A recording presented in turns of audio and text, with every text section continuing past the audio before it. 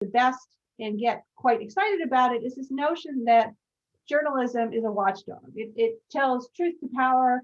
It shines the bright light on, particularly on publicly elected officials who are not carrying out their jobs the way they should, but also does that with business and other things as well. So here's my long words, my nerdy words. So we function in the United States under a libertarian and commercial model. And this actually stems from a 1956 work by a guy named Siebert. We won't go that much into the source. But what's interesting about that is, you may not know this, but American media is unique pretty much in the entire world. We have no large state media sector. The state doesn't fund the media. The media are not accredited by a national organization. There's no national guild that says you're a journalist, you're not a journalist. It's a very open system in which basically you're supposed to give the consumers, AKA the audience, what they want. And if you deliver this good product, then they will either watch your television station so that you can sell time to advertisers, will buy your paper, to listen to your radio show. So it's all driven by money. And people argue, well, that's a really good thing, because the only other thing it can be driven by is by the leaders of your country. And that's not a great thing, because the elected leaders in the media should be separate. They're not separate in most countries. We are the only major democracy not to have a publicly funded media system. The British system has the BBC, which technically is not, the money's not controlled by the government, but it kind of is. So, and finally, and this has come up with the Twitter ban on Trump, the First Amendment drives our understanding of what the media are and what they should be. So Congress shall make no law respecting the establishment of religion or prohibiting the free exercise thereof, or abridging the freedom of speech or of the press, and it goes on to assembly and petition. So that's pretty much it. And right now I'm working on a paper with a colleague about a lot of Russian intellectuals got really angry about the Twitter ban and said, oh, that violates the First Amendment. Well, it doesn't really. There's lots of other issues and problems. I'm not going to do a whole presentation on that one. But so this is, and I'll be interested in discussion if people want to push back and say, I don't think that's what the media are, or I don't think that's what they should be. So up until 2016, the primaries, the big fights in my field were about, how misogynist is the media? How much does it not hear the voices of Black people? There were a lot of questions about whether the media were working in the service of the elites. But no one was challenging or questioning the notion that we all kind of agreed on what media should be. So enter, lately, it seems that US media is propaganda. Now, think to yourself, are there any news stations you can't watch without your blood pressure escalating dangerously? So we're in a situation in which some people view some outlets and go, that's ridiculous, that's propaganda. And a person on the right may say that about MSNBC, and a person on the left may say that about Fox News. So we're no longer in a shared universe of shared ideas, which I think directly led to the crisis around the election. So I'm also teaching my students a lot about propaganda right now. Ironically, I've studied propaganda since about 1992 because my original work is all about Russians. So propaganda is, it's not necessarily untrue, right? So propaganda is an attempt to influence public opinion. And it includes facts, arguments, rumors, half-lies, or truths. So it's distortion often, but it's deploying information because you want to change someone's mind or because you want to influence them. And that's all against the typical way we're supposed to think of what we do as journalists. What we do as journalists is we're supposed to inform the public so they can make informed decisions about how to run their democracy. We're not supposed to tell them vaccines are good or bad. That's not our job.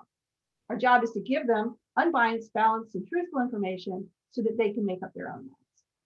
Now, a lot of people use disinformation and misinformation interchangeably, but disinformation has that feeling that you're willfully deceiving, and misinformation is simply false or inaccurate information, and the producer may or may know that it's false.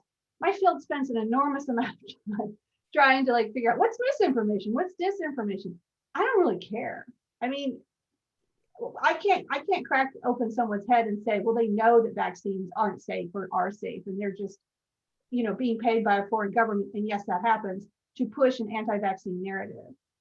And finally, fake news. And everyone at the Merrill College of Journalism hates the term fake news because it was in many ways invented by Trump to attack journalists.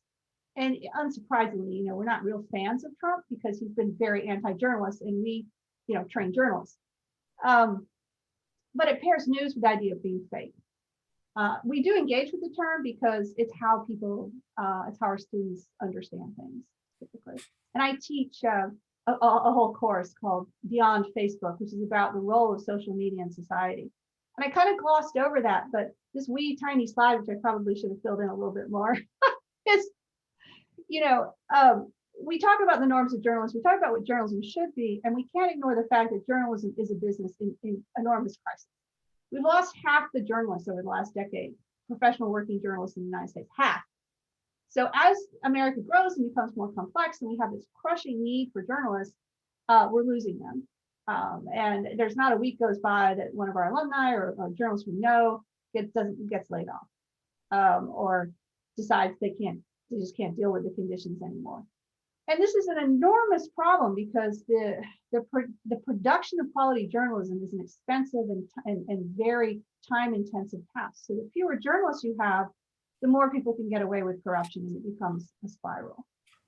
It also leads to sometimes journalists taking jobs at places where news is not at the forefront of the agenda. And we've had quite vigorous discussions / arguments about whether it's okay for someone who wants to be a journalist to work for an outlet that doesn't really produce professional journalism and is closer of the spectrum to propaganda than to news. And speaking of spectrums, we're going to get to that in just a minute. But this chart changed the way I thought about journalism. And this came out in 2017. I have the source, and I'll give these. This is an online presentation. I'll give the link to whoever wants it. I'll post it in the chat afterwards. It's a great thing called a sway that I use a lot now in teaching. You just click on it, you can get it, the URL anywhere. So here we have, this is going back to 2016. Remember when we were young and innocent, there was no COVID, there was nothing. It was 2016. And here we have all voters. So what's your main source of news? And this is from the very prestigious and well-regarded Pew organization. So the most popular news for election news in the United States in 2016 was Fox, followed by CNN. New York Times is tiny, local newspapers are tiny. Surveys show that people actually prefer local media to national media, but a lot of people just don't have local media anymore. So now Trump voters, 40% of them said that Fox was their main source of information in the election. And it really dwarfs, it's more than all the other reported sources put together. And the gap between the largest source for Trump and the next largest source is huge. And here we have Clinton voters, and Clinton voters look more what we might expect, although it's very bifurcated, and Clinton voters are generally not watching Fox News. I mean, that's almost a rounding error, 3% in this particular thing. So we have an audience attuned, Republicans, well, mostly Republicans. We have Trump supporters watching Fox and Clinton supporters never watching Fox. So, this is becoming, a country in which is being pulled apart by the media system, not brought together, which is very disturbing. Okay, now this looks like, I don't know, this is like something attacking the Starship Enterprise or whatever. So don't just sort of get the general gist. This is really interesting work by Yochai Benkler and others. He's been very involved with the Berkman Internet Institute and in looking at news in general. And so they looked at the way that people link to news sources. So here in the blue, which you probably can't see, but Washington Post, New York Times, Politico, CNN, and these are left-leaning publications. And then over here, you've got Breitbart and Fox News, right-leaning publications. And by the way, I should say there's a lot of content analysis done on these particularly on Fox. I've done content analysis on Fox. And yes, it does lean right. There's also other problems with Fox that I'll get into. Are these other media organizations perfect? Absolutely not. But it's a matter of degree. It's a matter of kind, not degree. So here we can see all these people who are sharing. Liberals share with liberals. conservatives share with conservatives or left, right, however you want to think about it. There's a in the green, these are sources that people on the left and the right both use. There's almost none of them. And that, again, is suggesting we're one country, two audiences. This is a depressing little slide. Media scholars still make a lot of false assumptions about the audience, and also journalism outlets also make that. They assume that people will care about and pay for quality news. In general, they will not. So in the olden days, newspapers could be profitable because they had a monopoly in their area on real estate. They had a monopoly on job ads. They had a monopoly on things like supermarket and car ads. I know, I worked for a newspaper. I knew how important these things were. And those things have all been stripped off by online providers, not to mention the fact that their news is generally circulated for free on the online sphere. So there's just been this horrific, perfect wave of problems with the funding, particularly at newspapers. And that really matters because that's where the bulk of the investigative serious journalism is done. Generally, media consumers often do not read beyond the headline. Headlines can be slightly misleading, sometimes on purpose. I used to be a headline writer. I know it's hard to encapsulate the nuance of a story in a headline. Oops, this is backwards. I should say media literacy doesn't trump partisan preference. It's a Sunday, you'll have to give me a pass on that one. So media on the left side spectrum. Okay, now I know this is going to look a little fuzzy on your screens. You can go to www.allsides.com. All Sides is a really great site it gives the news from different sides of the political spectrum. So if you're interested in what different people are reporting, say, on the stimulus package, you can go to All Sides and it'll show you what Fox is saying versus what CNN is saying versus they try to find someone in the middle. And how do they figure out this bias, which I don't agree with all of, by the way, I don't agree with all of this bias rankings, but this is, they asked people just to rank stuff so that it was crowdsourced. So yeah, I think Breitbart I think Newsmax is really far to the right. I don't think you could say MSNBC is as far to the left as One American News is to the right, but again, it's a reasonable bias chart. And we talk about this in class. You know, there is bias and more, and certainly through Trump, there's become a pretty strong split. And some of this has been Fox News attempting to maintain audience share and knowing that it's preferred by people on the right, so it becomes kind of a perfect storm. But the other thing is sources such as, I would argue, Alex Jones are less interested, maybe, I mean, obviously very, very, very far on the right, but also just interested in making a buck. So that's also drives how they act and exacerbates the problem. If you know you can sell your supplement to ward off COVID more easily to people on the right who buy more into the conspiracy narrative that COVID isn't really that bad, then you're going to lean your content that way as well. So don't ever forget the role of money. Okay, now we're about to go, never mind. I don't know what I was doing when I was writing these slides.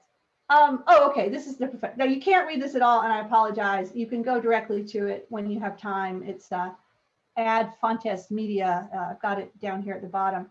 So what these tried to do is so up here is professional news, so AP, UPI. So things that you definitely can see the professional news standards. Down here is it's just profit-driven junk, basically. So what they're saying, it's not just whether a news media leans right or left, it's its level of professionalization. And so this was an important concept to me. I also strongly disagree with some things in here, but I like the methodology, so I threw it in. And finally, for the fun charts, and then I'll wrap up. This is, again, it's, I don't know, it looks like my productivity over a week, but no, what it really is this is left, this is right on the spectrum. This is commitment to facts. So if you're highly committed to facts, you come out here. And if you're not committed to facts, you come out here. So as you can see on the left, this is Twitter. This is tweets during the primary campaign. I wrote a paper with some other people about how women are treated on Twitter during the primary campaign. Short answer is not well. But so here we have people on the right. They're generally tweeting things that could be considered in the realm of facts. I'm sorry, on the left. And over here on the right, although people are tweeting both factual things and non-factual things, you're seeing that there is an alliance with a particular political allegiance and also a rejection of fact-based journalism. And that's the position we find ourselves in today. And that's just, Sarah, yes. Sarah, can you go back on that one slide? Certainly. But there's no key to your color. Can you? Oh, I'm sorry. I have it here. Oops. Except it didn't carry over. Okay, so I'd have to look back in my paper. Can I answer that in the Q&A? Sure. Okay. But what I did have is, okay, the color coding works as following. Unfortunately, it didn't cover the coding. So I'll answer that in the paper. And also I put a link to my paper in there. But the coding, some are verified accounts and some are not verified accounts and some are suspected bots. So, and the size of the blob is how much that person, the level of activity. Sorry, I've just been working with it so long, it's completely opaque. So we have to think about, this is the last point I'm gonna make is about propaganda, okay? So I talked about what is news, but what is propaganda? The Digital Forensics Lab at the Atlantic Council wrote a fun piece on the 4 Ds of propaganda, which have been around, and that's dismiss, distract, distort, dismay. So for example, if I'm a president, I'm accused of sexually abusing someone, I can just say, I can insult my critics and say, well, who are you to say? Because I think you've sexually assaulted people as well. I can say, well, here's this other case of someone smelling someone's hair. You know, I can say, well, that, actually that never happened. Or I can just try to scare people off. It's not a great example for that.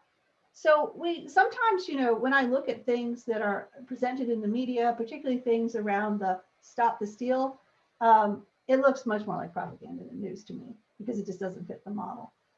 So a lot of my work is trying to rise above the, trying to understand something that I think 4 years ago we just wouldn't have understood, and trying also to understand, how we got there. So I won't talk about the crisis model of reporting because that's just the bit I put in case I talk too fast and don't have enough. So I always, sort of pad my slides a little. So I'm gonna, oh, I'm sorry, I didn't see that about making my browser full screen. So I'm sorry if it was tiny. It's full screen on mine. So it's just, it's a glitch of Zoom, unfortunately, with 2 screens. Okay, so while I look up the color code, does anyone have any reactions or questions for me? Sarah, I'd like to talk if I got a second. Sure. Hi, my name is David. I've been a journalist since 1975.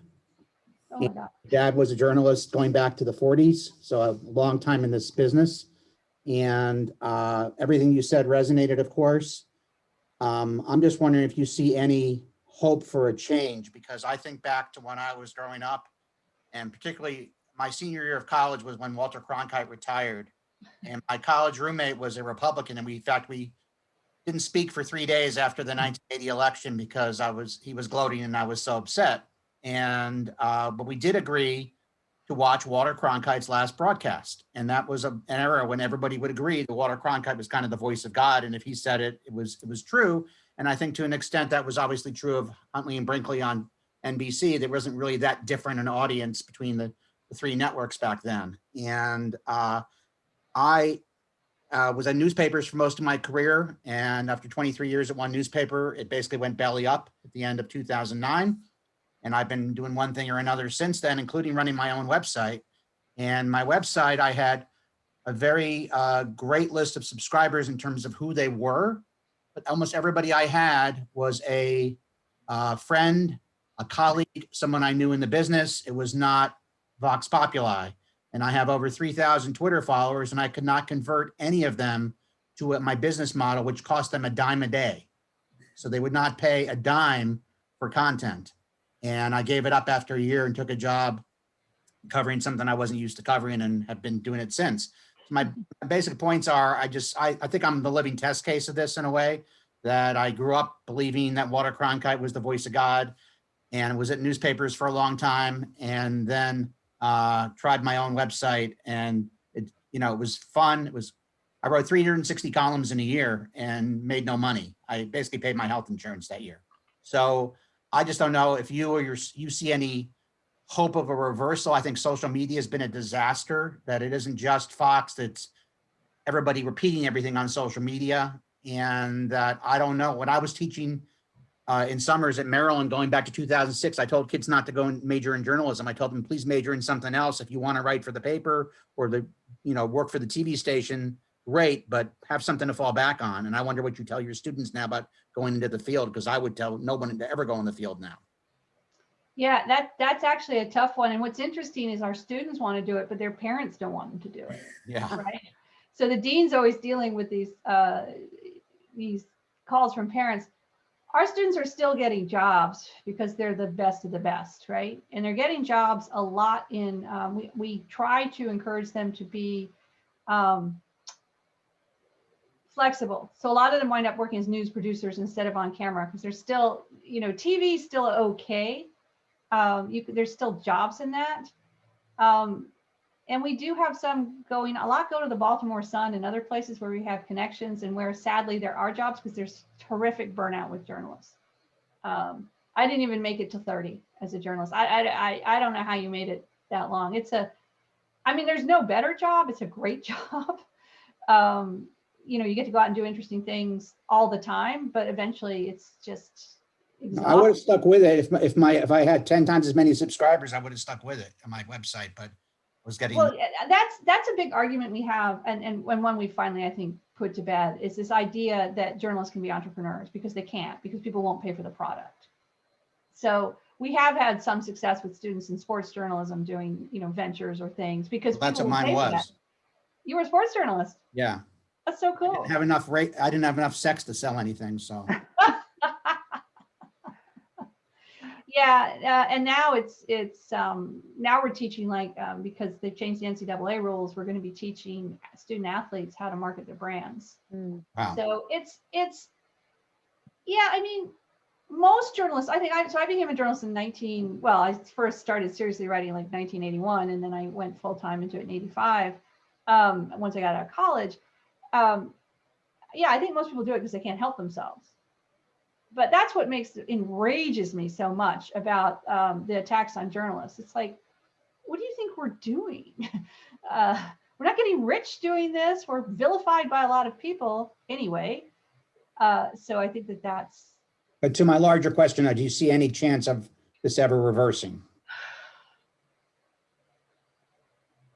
I do. And I think that is the gift of January 6th to us. I think people saw how close we came to the brink. And I think people will start valuing our democratic institutions more. And that's a vague answer. And I can see that people are like, not so sure. I'm also heartened by, and this is a ridiculous statement, I'm heartened by the cases that were brought by the election, the voting machines that were brought against All American News, Newsmax, and Fox News, and forced them to say, oh yeah, well, we made all that crap up. So the judicial system is working to a degree to monitor some of this. And I think the fact that the social media companies now have had to admit we're not platforms, we actually make decisions about information flow, is going to be helpful. Have you seen the Australian issues? Yeah.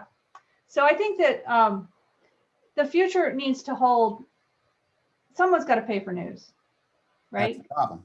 Yeah, it's a problem. Is that going to be federal subsidies? Is that going to be getting part of the ad revenue from social media companies? What's that going to be? I think Lisa had a question. Yes, thank you. I just wanted to point out that I'm a subscriber of news, and I have 5 separate news subscriptions. It's worth it. I don't like the paywall. But I was just looking at an article from the New York Times in November of 2020.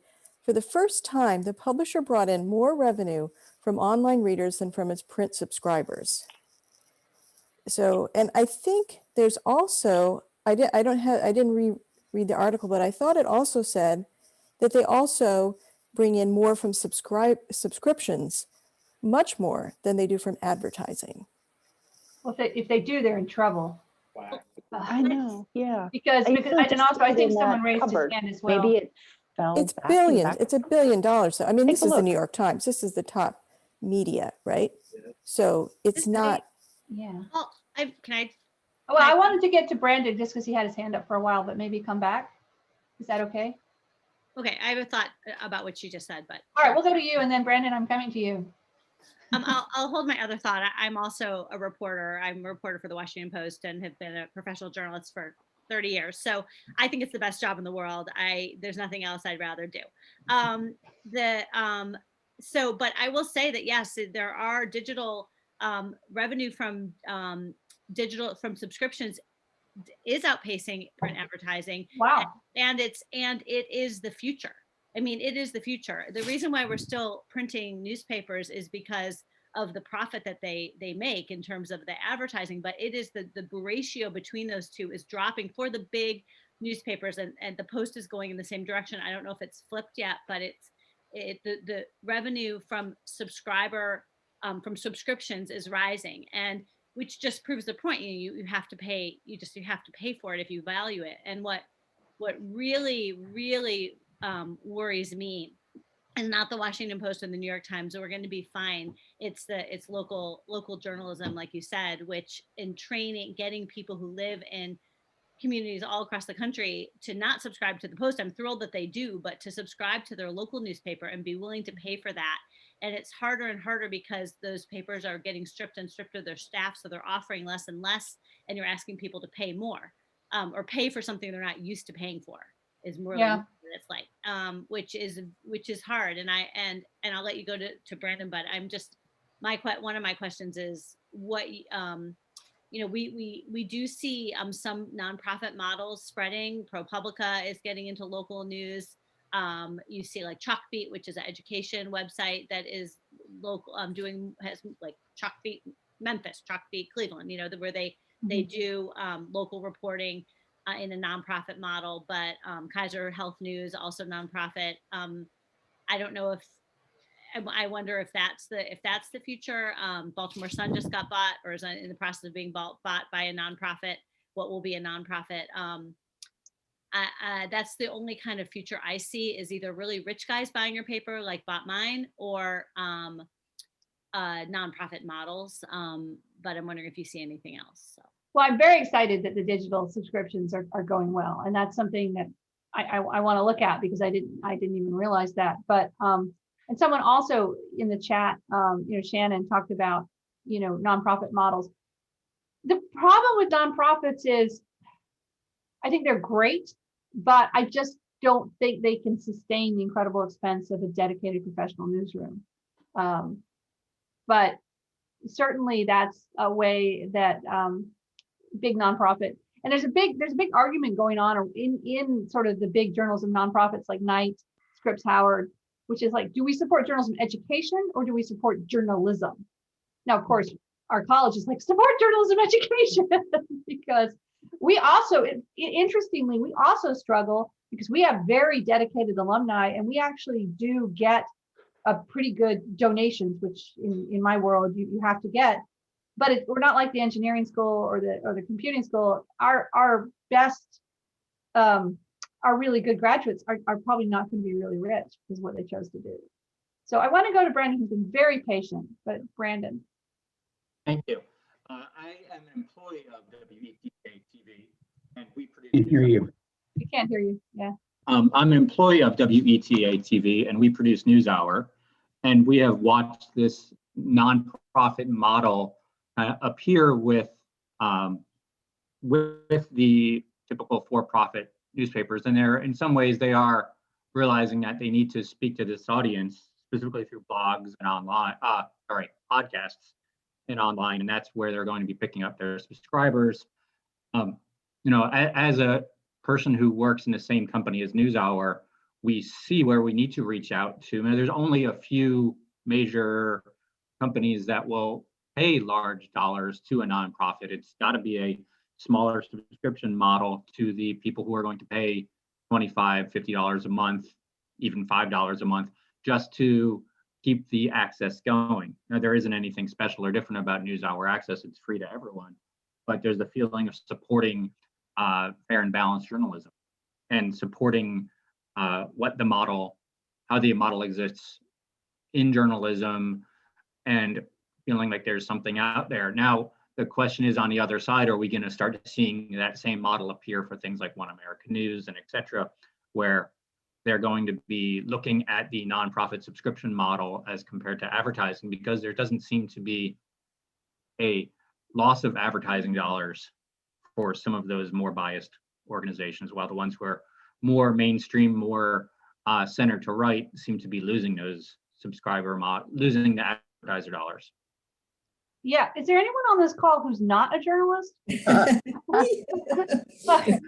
a journalist. I'm not a journalist. I just work for them. Well, there's an argument there for yeah, you're part of the cause. I think that's a great point about, also, you're supposed to, you technically have to be non-political if you're a nonprofit, although in the Trump administration that wasn't that clear. Well, that's the problem is, and we joke about this at work, I could start a propaganda news site and make tons of money because it's just so lucrative in many different ways. I mean, if I wanted to get 1 million clicks, I could do that. It would involve Trump. It would involve misinformation. I'd fake up a video of Trump saying you shouldn't get the COVID vaccine. I could do that. I could totally do that. That's the whole problem, is that in our system, which has relied on this balance between demand and economic support, and certain assumptions that are no longer true. And that's why I'm stumbling around saying, I can't really answer this question. I think half the country really values, appreciates, and maybe a lot of them, not all, will pay for news, either with attention or with money through subscriptions. And I think news outlets, the New York Times stumbled around for a long time. The Washington Post struggled before it was bought by Bezos. That, what do you do in this strange new world? And a lot of mistakes were made. Why doesn't the New York Times own the largest social media platform? Why didn't we get into that? What happened with search engines? Why did Google become this huge search engine? Newspapers are in the information business. Why did they miss out? Now, my husband's an innovation consultant, and he's always like, well, that's because the people who are in the business never innovate the next step. That's why IBM didn't become Microsoft. I'm like, oh, okay. So I think there's a lot of things left. I see a couple. Brandon, your hand is still up, but I assume you're happy with that, or did you want to add? I don't know how to turn off that part. I don't know how to turn off the hand raising. All right, don't worry about it. It's fine. Stephanie had her hand up as well. This is actually Adam Oster, her husband, and I'm not a journalist. But my question is that a lot of I feel like professionals, and I consider journalism to be professionals too, but professionals tend to self-regulate. So physicians have their, regulate physicians, lawyers regulate lawyers. So is it possible that some of this problem could be overcome by creating, like you said, a guild that basically says that if you are going to be a professional journalist, that you have to abide by traditional journalistic ethics, and if you're going to be a journalist, in entertainment journalism, that has to be designated, basically, that you say that we're an entertainment organization versus a news organization. Right, which is how you get out of libel law mostly. Say, oh yeah, that was just satire or whatever, entertainment. Right. But if that has to be publicized at the beginning of your broadcast or at the beginning of the article or whatever, so that it's clear, and if there's basically rules about that. Yeah, there are some students doing work about signaling, like whether people can tell the difference between opinion, satire, regular news, editorial. They can't. I've actually, I stopped doing this. I ran an exercise in my general, in this class that I teach. I asked students to send me, to identify a piece of fake news, and a lot of them were unable to do it. And one of them said that she thought the Washington Post reporting that Trump had COVID was fake news. So we are dealing with a level of, like, my generation understands news in a particular way, and these are actually bright people, for the most part, my students. So yeah, I think that's one of the ways forward, is to think about really a national accreditation system for journalists. It would also help journalists with shield laws, because shield laws are laws that allow journalists to do certain things and not get in trouble with it, not be arrested for it. Like they can withhold evidence. They could say, well, that was a confidential source, so I can't tell you who said that. But the shield laws vary enormously from state to state. So a journalist is protected in one way in one state and not in another. It would be great to have a national shield law as well to allow journalists to do their job without fear of prosecution. We haven't really talked about the elephant in the living room, who is Trump. I just have a sort of crazy suspicion here that most people wouldn't mind me being negative on that subject, but let's, anything else aside, Trump attacked the institution of journalism in the United States, and he has caused great damage to it. So there's also the question of, maybe that's a door opening and shutting. We can come back and reset and people will respect journalists. But journalists are now getting attacked, both physically and verbally.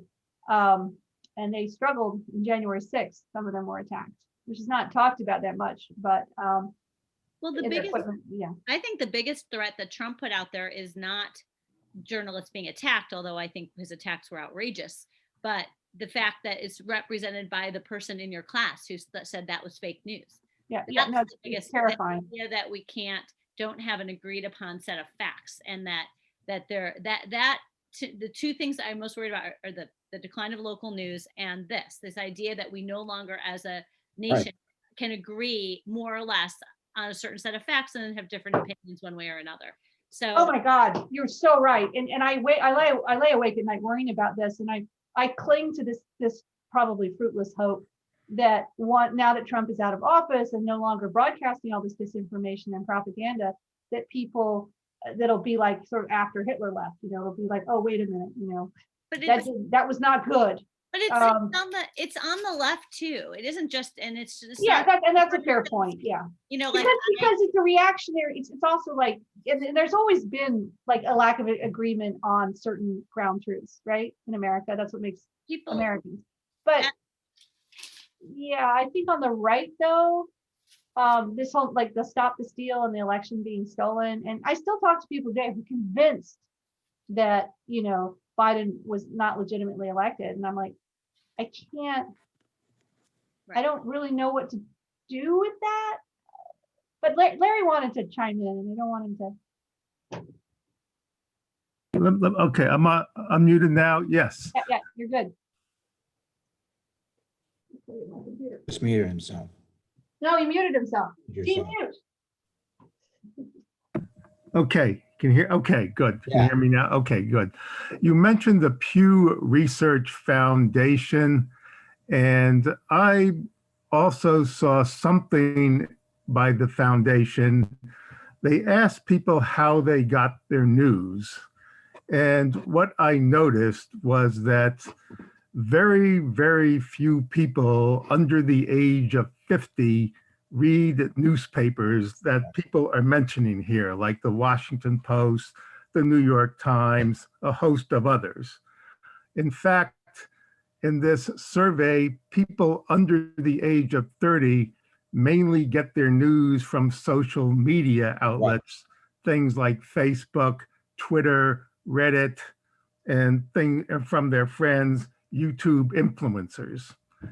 Now, I guess the question I have on this is that the people that read the Washington Post and the New York Times are of a certain age set that are eventually going to be going away. Whereas the people under the age of 30 are getting their news from social media, or could be there from YouTube videos.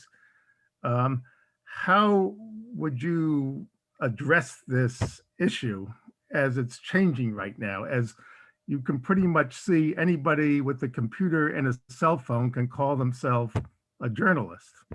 Yeah, and for a long time, I just resisted it, right? And by the way, I'll go to the chat after this because there's a couple of good comments in there.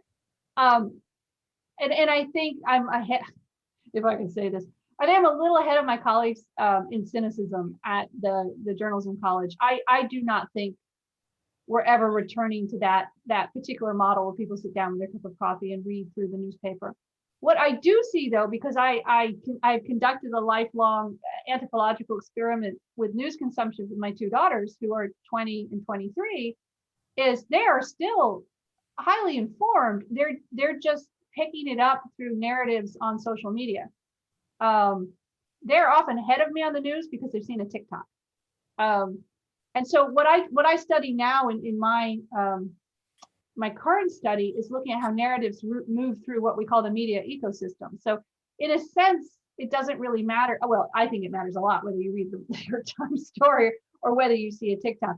But I have to accept that news is transmitted in a different, shorter, and far more visual way than it was when I was 20 years old. And I have to let go of the idea this is wrong. And I have to kind of understand that it is what it is. I am heartened by how often the Washington Post and the New York Times are leading conversations. Like when I do a sort of forensic analysis of what people are pointing to, they're often pointing to those particular media outlets. Unfortunately, or fortunately, some of the non-fact-based outlets also get very high traction on online in particular. And we know that from studying the online sphere that outrage, like making you mad, keeps you online longer than anything else. So if it's between puppies or puppies being murdered on screen, it's the second thing, sadly. So it doesn't really help the human race. I did want to talk to Matthew. Makes a really good point in the chat about, subscriptions are fine, but they don't address the huge divide in the sources they read. And this is part of a bigger issue of the lack of civil and civic dialogue. Yeah, and that's what those charts I put up suggest. It's that, people who are engaging with fact-based news are having a very different conversation than the people who are engaging with conspiracy-driven narratives, which we used to think are fringe, but actually, and we saw this with Stop the Steal, and we saw this on January 6th, are actually pretty mainstream. Now, some people would say, well, you need an igniter in chief. Like you need someone who's very powerful to to formulate and distribute those narratives to keep them alive. I'm just looking here. Since the Washington Post was not called out in the slide specifically, I was wondering if it's part of the local papers.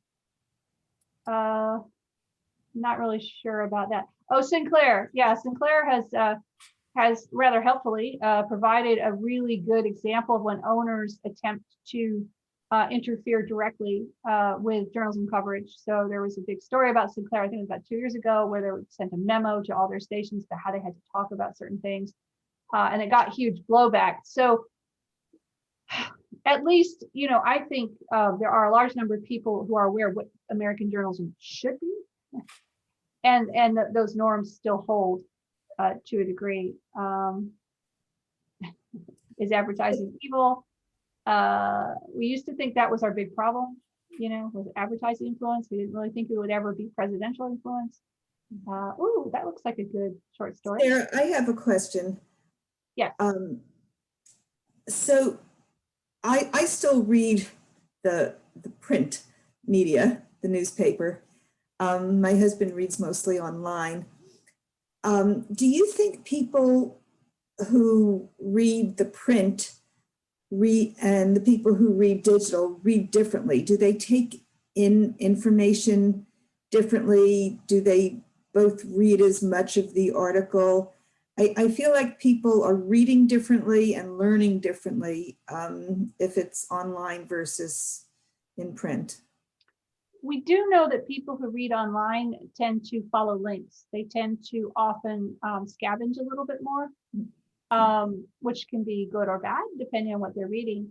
But I agree with what others have said.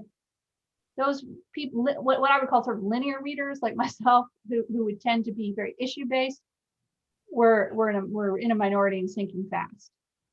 So I would say my students are like magpies, right? Like they can retrieve information really quickly. They struggle a little bit sometimes to weave it into a sort of comprehensive narrative, and they're very impatient readers. Yeah. I I really almost given up on getting them to read research articles. I cannot get them to, and God forbid I should, assign a book. That being said, I've just sort of had to look at, two sides of the coin, right? I had to say they're far more entrepreneurial and good at finding and retrieving information. They're less good at always putting all the pieces together, and they're too impatient sometimes to sit down and do that for you. I think Matthew had a really interesting point about the Wall Street Journal. And this sort of a personal anecdote, the Wall Street Journal, it's more in story selection that I find it more conservative. It's more in things it chooses to talk about or not talk about. But there's a big controversy in the Wall Street Journal a couple months ago because of the way they talked about Dr. Biden in an editorial, and said she shouldn't be called doctor because she only has a PhD in education, which is ridiculous. And so I then decided that I just couldn't read the Wall Street Journal anymore because I just found that very offensive. I also immediately changed my subscription name for the Wall Street Journal to Dr. Sarah Oates in solidarity. But their own education reporter posted that she disagreed with this, and this made it very difficult for her to do her job if the editorial page was going to publish ridiculous things from chauvinistic people. So I don't, the question about there's a big gap between the journal's sort of news and their editorial. And also there's a big gap between how Fox News operates on their news team versus their talking shows, their analytical shows where they're still talking about conspiracy theories. Yeah. Sarah, I'm speaking now as a former Wall Street Journal reporter, where I worked for 13 years. I mean, just the fact that you just said you didn't want to read the Wall Street Journal anymore because you didn't like an opinion piece that they posted. I know, and I'm a journalism. I know, it's ridiculous. It's ridiculous, right? Because I'm a journalism educator. I mean, right. The Wall Street Journal has excellent news coverage. Now, is there a difference between how they might cover something and how the Washington Post covers something? Yes, there is, but both are, as you say, fact-based by excellent journalists. So the idea that someone who obviously is liberal like yourself would say, I don't like this opinion piece, right, and so therefore I don't want to read this thing is exactly the problem. So how can I know, like but doesn't I'm the person who's fighting. I know. I'm putting myself out there as a horrific example of how emotion plays into. I still read the Wall Street Journal. I read it every day, and I was an intern there, so I mean, I know, but it's an interesting example. And I was not alone. There were a lot of liberal people who wanted to cancel the Wall Street Journal. Again, I don't agree with that, but it's a really interesting question about our emotional affiliation to the news sources that we use. And yeah, that was just my reaction. I got over it, right? I moved on. I just had a moment.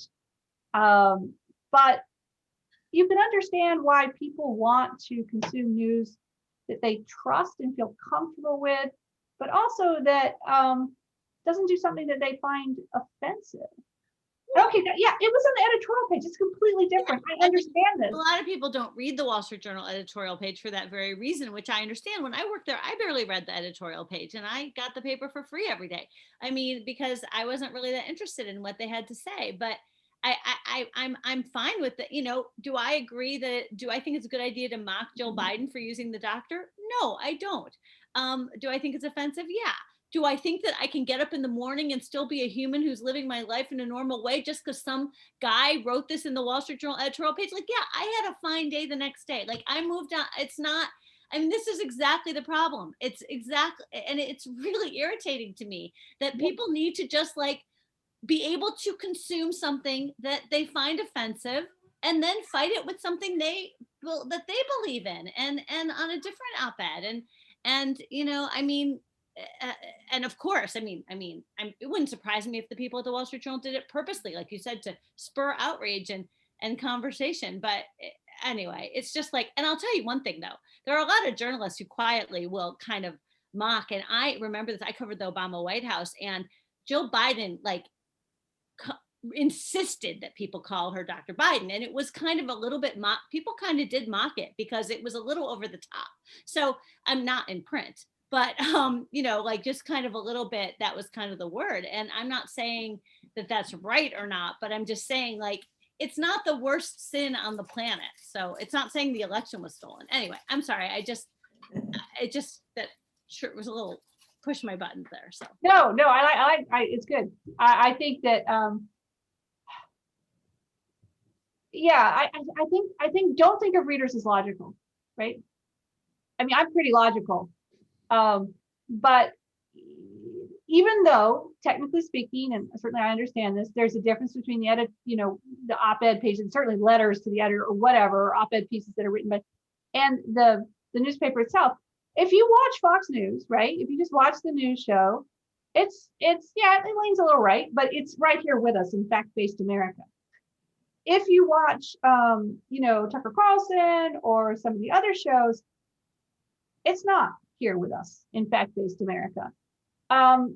And I think that now, particularly that Fox has shrunk its news content and expanded its opinion content, I mean, technically that would hold. We should all be watching Fox News to get, you know, a slightly different perspective or whatever. But I think a lot of people would say to you, I can't stomach it because of things it says in other parts of its programming. So yeah, I think that's New York Times also has too much opinion, in my opinion. Maybe newspapers shouldn't have opinion sections. Following up on that, I mean, one time the New York Times had a article that was something in between opinion. There was a different category, and I remember exactly what it was called, but it was something like, I forget what it was called, but there was something in between that they labeled a story. It was a news analysis. That's what it was called. So it's not opinion, it's not news, Yeah. it's news analysis. And I thought that was very curious. It's curious and it's misleading. And I've had senior students turn into me pieces of, because for one of my classes, political analysis, they have to do a lot of decoding of media, talk about framing, talk about other things. I'm talking about bias. And they'll, even though I've told them, don't use straight news, they come back with this news analysis piece. I'm like, did you not see the news analysis at the top? And it's very worrying to me. I think, you know, I don't think that's helpful, although it's labeled. And Laura wanted to say something. She's been waiting very patiently. So Laura, what was that? Yeah, I have a few comments to share. You know, one is that I understand all of the concerns and the, you know, what we've just witnessed with the weaponization of the, you know, in the information environment. And but generally speaking, like we live in such an amazing, rich information environment where knowledge is just so easily accessible for us and for our children as well. And something that was nothing like that when I was growing up. I mean, there were only 3 channels, and all the biases of our country and of the, you know, those older white, you know, anchors who chose what they wanted to present in this small window on the world that we had. I wouldn't trade back to that for anything. I mean, I love being able to learn, and isn't journalism actually about our ability to learn? And now if I want to know what's going on in a country, I can go to that country's news outlets, but I can also interact with people from that country and ask them what's going on. Or I can read the citizen reporters who are on the front lines of places where, I mean, no news company in the world can be everywhere all the time. So and you know, I have a little soft place in my heart too for the state TV, because I mean, French state television, it educates, and it's lovely. It's lovely to be able to participate in that. There are other options, but like I see us living in a time of amazing opportunity to learn, and journalism is a piece of that big fabric, and figuring out, you know, where it all fits in is part of the question. I think it's very positive and uplifting. And I think it's easy to forget the things we have gained and focus on the things we have lost. And we are losing this notion of an authoritative, centralized media system that could be enormously comforting in times of difficulty. Like, imagine going back 20 years and we were in COVID, then, we would have probably much more unified voice talking about it. On the other hand, the citizens would not have as much ability to get the information and to navigate the system. I think the problem is that remains that the hollowing out of the journalistic profession. And that in David's story is, to me, the story of all of this, right? Of someone who's obviously very talented and loves what he does and wants to keep doing what he does, but there's just no economic model. And if we're going to have journalism under this libertarian / commercial model, that doesn't look like it's preserving the very heart, the very core, the Davids of the world who are out there doing the very, very hard work of creating quality news. So yeah, no, but I like this idea. And I often reflect on the fact, let's all think back to when we were teenagers, and there's an age range here, but I think a lot of you are kind of in my age, which is my 50s. God, it would have been nice to have the internet when I was 16, not to view porn or to get, trafficked or do any of that stuff, but it would have been really, really nice to, and I'm guessing this is true about a lot of people on this call, I was a little nerd when I was 16. It would have been really nice to have that element in my life. So yeah, I mean, I work with 18 to 22-year-olds all the time, which is really weird. I'm getting older and they're not. It's like this very strange phenomenon. And I see amazingly smart, interested, attuned citizens. I just want them to be able to have the Washington Post and the New York Times and all these fabulous pieces of journalism that's such an incredibly important part of our culture. And I just want to make sure there's someone somewhere who's going to pay for it. That's pretty much it. Oh, PBS is out. My daughter works for PBS, so that's exciting. Although she's in marketing, she went to the dark side. Right. So I could not keep up with your fabulous chat. I wish my students chatted like that. All I get in the chat from the students is, when was that paper due again? Hey, lay off of marketing, won't you? Without marketing, people wouldn't see anything. I know. And also, I'm just kidding, because I'm immensely proud of her. And I also think that marketing is a really, really interesting field right now as well. That also asks a lot of the people going into it, because now you have to know all this internet marketing and search engine optimization and social media stuff that changes every 6 months. So they're also being challenged, but it's an exciting time. Well, she used to be in live entertainment, so that's hey, we journalists and marketers, compared to live entertainment, we're doing great right now. So there's that as well. So I guess we're at time, and I know as a good teacher that we should, Marian, do you think we should stop? If any, I mean, we can go a few minutes longer if there are any like really pressing questions or something on the chat that you think you'd really like to try to answer, we can do that. Otherwise, we can wrap up. Anybody have last powerful question? I don't know if this is a powerful question.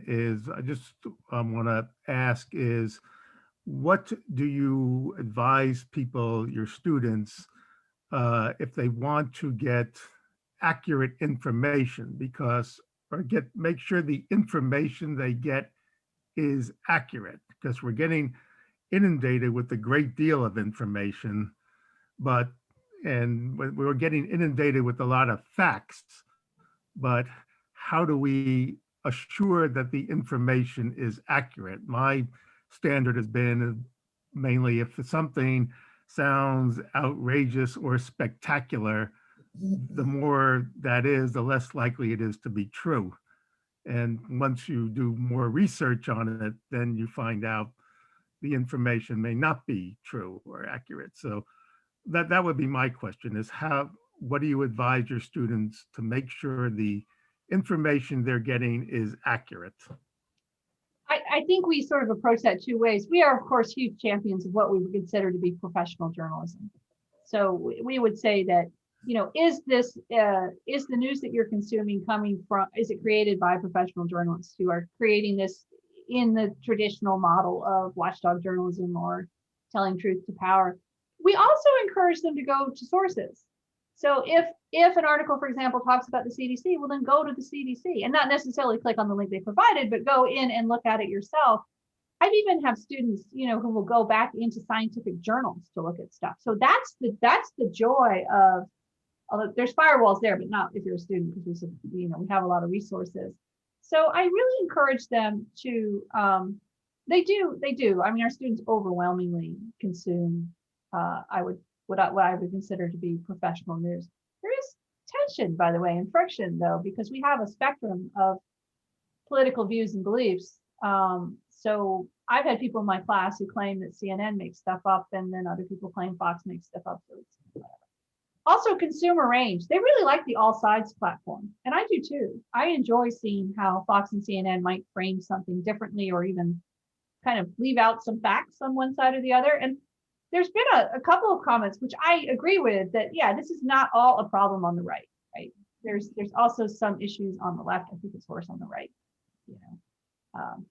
Yeah, and I do think there's some more interesting points in the chat. So I think with that, the idea that consume professional journalism, whether that's a printed paper or whether that's a website, I don't really think in the end that really matters. But that certainly matters in terms of how you're going to be informed.